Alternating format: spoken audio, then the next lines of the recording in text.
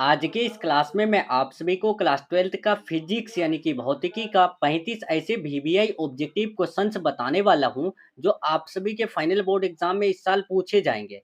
Dear students, अगर आप सभी इस साल क्लास 12th का फाइनल बोर्ड एग्जाम देने वाले हैं और आप चाहते हैं 400 प्लस लाना फाइनल बोर्ड एग्जाम में, तो आज के इस क्लास को कंप्लीट जरूर देखिएगा और हर एक क्वेश्चन को आप सभी जो है ना मेरे साथ साथ याद करने की कोशिश कीजिएगा। ठीक है, चलिए तो डियर स्टूडेंट्स, मैं आप सभी का समय बिल्कुल भी वेस्ट नहीं करने वाला हूँ, सीधे जो है ना क्वेश्चन आंसर कवर करने वाला हूँ। ठीक है, बस आप सभी अगर चैनल से नए जुड़ रहे हैं तो चैनल को सब्सक्राइब करके बेल आइकन को प्रेस कर लीजिएगा।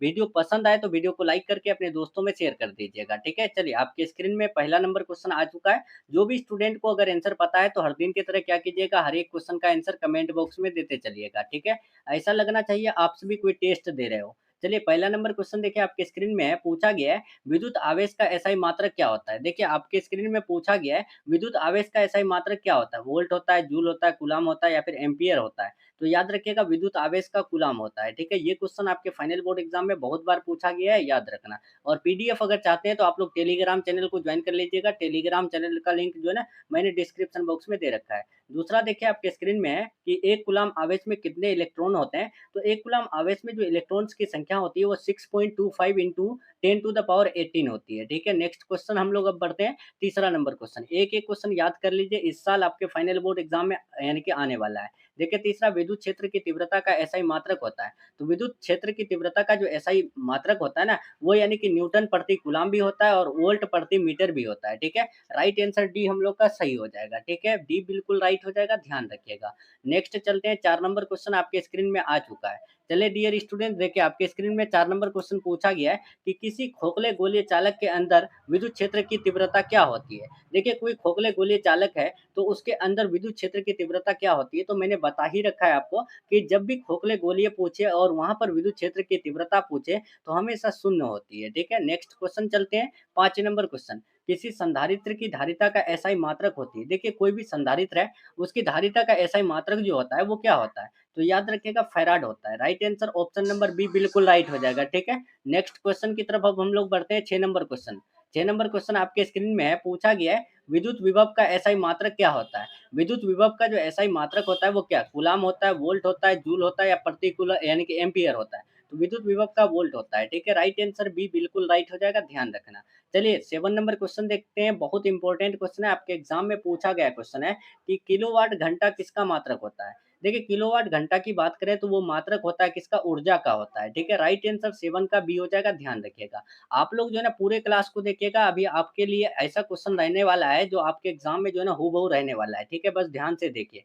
8 नंबर क्वेश्चन देखिए, प्रतिरोध का एसआई मात्रक क्या होता है। तो प्रतिरोध का एसआई मात्रक पूछा है तो मैंने बता रखा है कि प्रतिरोध पूछे, प्रतिरोधकता पूछे, उनका एसआई मात्रक जो होता है वो ओम होता है। ठीक है, राइट आंसर 8 का ए हो जाएगा। चलिए 9 नंबर क्वेश्चन देखते हैं, आपके स्क्रीन में पूछा गया एक आदर्श एमीटर का प्रतिरोध कितना होता है। एक आदर्श एमीटर है जिसका प्रतिरोध बताना है आपको, तो याद रखिएगा वो शून्य होता है। ठीक है, अगर आपको यहीं पर पूछ दे कि एमीटर का प्रतिरोध कितना होता है तो एमीटर का बहुत कम होता है। और साथ ही साथ डियर स्टूडेंट्स, एक क्वेश्चन और पूछा जाता है कि आदर्श वोल्ट मीटर का प्रतिरोध कितना होता है। आदर्श वोल्ट मीटर अगर पूछे तो आदर्श वोल्ट मीटर का प्रतिरोध जो है ना अनंत होता है। ठीक है, ये बात ध्यान रखिएगा, याद रखिएगा। नेक्स्ट क्वेश्चन चलते हैं, अब यहाँ पूछा गया 10 नंबर क्वेश्चन कि एक आदर्श वोल्ट मीटर का प्रतिरोध कितना होता है। देखिए वही क्वेश्चन है जो मैंने आपको इससे पहले बताया। तो आदर्श वोल्ट मीटर जब भी पूछे तो अनंत होता है। ठीक है, नेक्स्ट 11 नंबर देखिए, पूछा गया है कि विद्युत परिपथ की शक्ति क्या होती है। तो विद्युत परिपथ की शक्ति पूछा है तो याद रखिएगा V into I, I square R और V स्क्वायर अपॉन आर, ये तीनों होती है। इसीलिए राइट आंसर हमारा क्या हो जाएगा, ऑप्शन नंबर डी, इनमें से सभी। 12 नंबर देखिए, यहाँ पूछा गया एक टेस्ला किसके बराबर होता है। देखिए 1 टेस्ला जो बराबर होता है वो किसके बराबर, तो याद रखिएगा 1 वेबर पर मीटर स्क्वायर के बराबर होता है। ठीक है, राइट आंसर 12 का बी बिल्कुल राइट हो जाएगा। चलिए 13 नंबर क्वेश्चन देखिए, आपके स्क्रीन में है कि चुंबकीय फ्लक्स का एसआई मात्रक क्या होता है। तो चुंबकीय फ्लक्स का जो एसआई मात्रक होता है ना वो वेबर होता है। ठीक है, अगर वहीं पर पूछ दे कि विद्युत फ्लक्स का एसआई मात्रक क्या होता है तो विद्युत फ्लक्स का अगर जब भी पूछे तो वोल्ट मीटर होता है। ठीक है, नेक्स्ट क्वेश्चन की तरफ बढ़ते हैं। 14 नंबर क्वेश्चन पूछा गया लेंज का नियम किसके संरक्षण सिद्धांत पर आधारित है।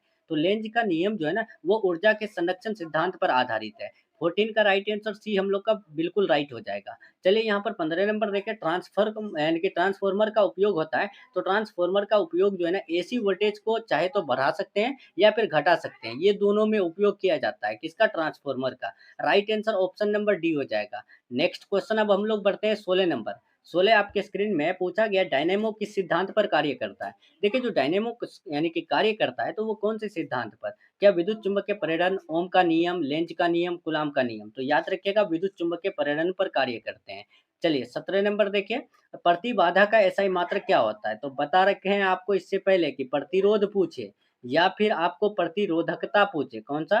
प्रतिरोधकता पूछे या प्रतिबाधा पूछे, तो ये तीनों का जो एसआई मात्रक होता है ना, वो ओम होता है। ठीक है, राइट आंसर यहाँ पर ऑप्शन नंबर बी हो जाएगा। चलिए नेक्स्ट क्वेश्चन की तरफ बढ़ते हैं। यहाँ पर 18 नंबर क्वेश्चन, 18 आपके स्क्रीन में है, पूछा गया है विद्युत चुम्बकीय तरंग कैसे उत्पन्न होती है? देखिए विद्युत चुम्बकीय तरंगे जो उत्पन्न होती है ना, वो यानी कि एक समान वेग से गतिमान आवेश से। ठीक है, यहाँ पर इसका right answer option number A हो जाएगा। चलिए नेक्स्ट क्वेश्चन की तरफ बढ़ते हैं। 19 नंबर क्वेश्चन देखिए, 19 नंबर आपके स्क्रीन में है, पूछा गया है कि प्रकाश के कणिका सिद्धांत का प्रतिपादन किसने किया? यानी कि जो यानी कि कॉर्पस्कुलर थ्योरी है, तो इसको किसने दिया था? तो याद रखिएगा इसका राइट आंसर 19 का बी हो जाएगा, यानी कि न्यूटन ने दिया था। ठीक है, चलिए 20 नंबर देखेंगे आपके स्क्रीन में है कि प्रकाश का वेग सबसे अधिक किस माध्यम में होता है? तो प्रकाश का वेग जो सबसे अधिक होता है ना, वो निर्वात में होता है। ठीक है, राइट आंसर डी बिल्कुल राइट हो जाएगा। चलिए 21 नंबर यानी कि 21, इंद्रधनुष का बनना किस घटना का उदाहरण है? तो इंद्रधनुष का बनना वो जो है ना, परावर्तन, अपवर्तन, पूर्ण आंतरिक परावर्तन सभी पर आधारित है। ठीक है, राइट आंसर डी हो जाएगा। या फिर ये भी ये कर सकते हैं कि प्रकाश का वर्ण विक्षेपण भी पर भी ये जो है ना इंद्रधनुष का बनना आधारित है। ठीक है, नेक्स्ट बढ़ते हैं। पूछा गया 22 नंबर, मानव नेत्र की रेटिना पर बनने वाला प्रतिबिंब कैसा होता है? तो मानव नेत्र की रेटिना पर बनने वाला जो प्रतिबिंब यानी कि प्रतिबिंब होता है, वो वास्तविक होता है, उल्टा होता है और छोटा होता है। ठीक है, राइट आंसर यहाँ पर बी हो जाएगा।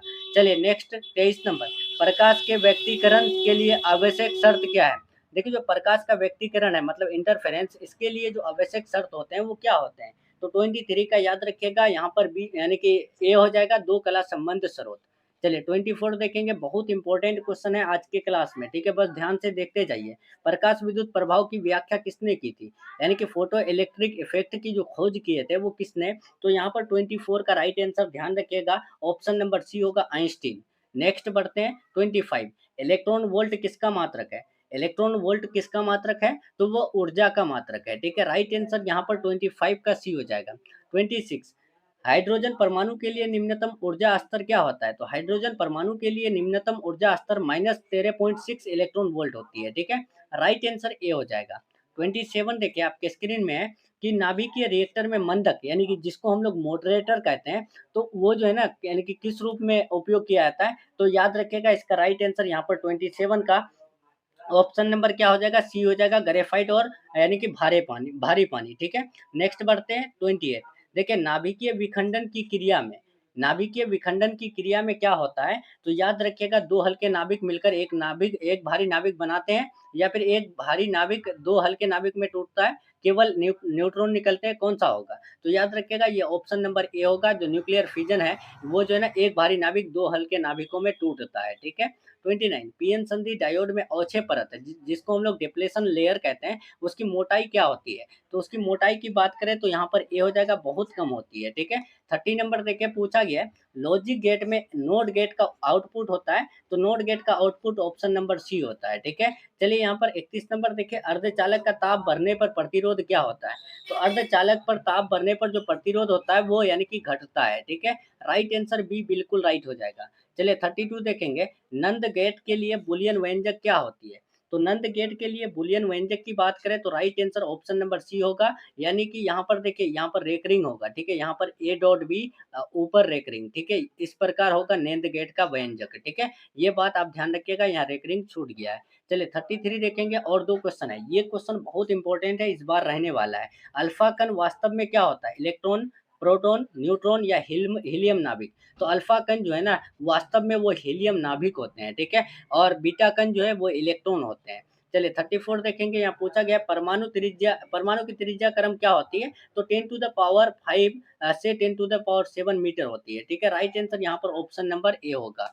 चलिए नेक्स्ट बढ़ते हैं, यहाँ पूछा गया 35 यानी कि आज का लास्ट क्वेश्चन फिजिक्स का। देखिए भू स्थिर उपग्रह ठीक है, कि पृथ्वी ऊँचाई से लगभग कितनी होती है? तो भू-स्थिर उपग्रह की पृथ्वी से ऊँचाई जो होती है ना, वो यानी कि 36,000 किलोमीटर होती है। 35 का राइट आंसर बी बिल्कुल राइट हो जाएगा, ध्यान रखिएगा। तो चलिए डियर स्टूडेंट्स, इधर नीचे आपका आंसर की है, ठीक है? अगर आप सभी इसका पीडीएफ चाहते हैं आंसर की के साथ, तो टेलीग्राम चैनल को फटाफट से जॉइन कर लीजिए या फिर इस नंबर में व्हाट्सएप मैसेज कर दीजिए, आपको जो है ना मिल जाएगा, ठीक है? चलिए तो मिलते हैं हम लोग नेक्स्ट वीडियो में नेक्स्ट टॉपिक के साथ। तब तक के लिए आप अपना ख्याल रखिए और चैनल से अगर नए जुड़ रहे हैं तो चैनल को सब्सक्राइब करके बेल आइकन को प्रेस कर लीजिए। वीडियो पसंद आए तो लाइक करके अपने दोस्तों में शेयर कर दीजिएगा। मिलते हैं नेक्स्ट वीडियो में। Take care, thanks for watching.